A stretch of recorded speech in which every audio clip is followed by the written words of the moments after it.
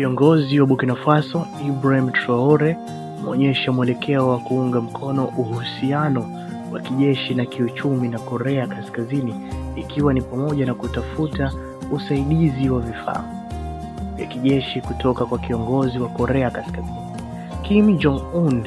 Hii imeonyesha mabadiliko ya kisiasa na ya kijeshi nchini Burkina Faso, ambapo serikali ya kijeshi inatafuta washirika wa kimataifa wa kujitegemea kwa Marekani na Ufaransa. Uhusiano wa kijeshi na Korea Kaskazini.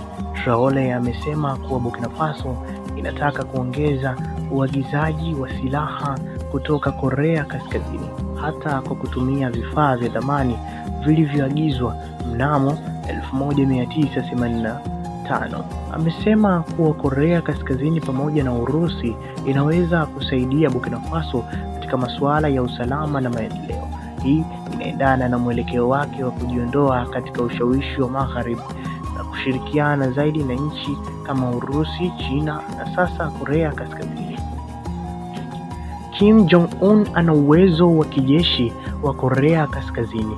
Korea Kaskazini ina jeshi lenye nguvu na mfumo wa ulinzi wa kipekee kwa viongozi wake, ikiwa ni pamoja na walinzi maalum wenye mfumo na mafunzo ya juu ya kijeshi. Ina uwezo mkubwa wa kijeshi, ikiwa ni pamoja na silaha za nyuklia na kombora ambazo zinaweza kuwa za kuvutiwa kwa nchi kama Burkina Faso zinazotafuta usaidizi wa kijeshi bila masharti ya kisiasa. Mabadiliko ya siasa ya nje ya Burkina Faso. Traore ameondoa uhusiano wa karibu na Ufaransa na kujiunga na muungano wa nchi za Sahel pamoja na Mali na Niger. Amekataa misaada ya shirika la kifedha la kimataifa IMF na Benki ya Dunia, akisisitiza kujitegemea kwa kiuchumi.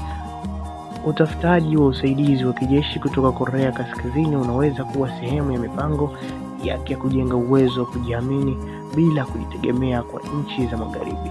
Traore anaonekana kufuata mfano wa viongozi wengine wa kijeshi barani Afrika wanaotafuta ushirikiano na nchi zisizo za Magharibi kwa masuala ya usalama na kiuchumi.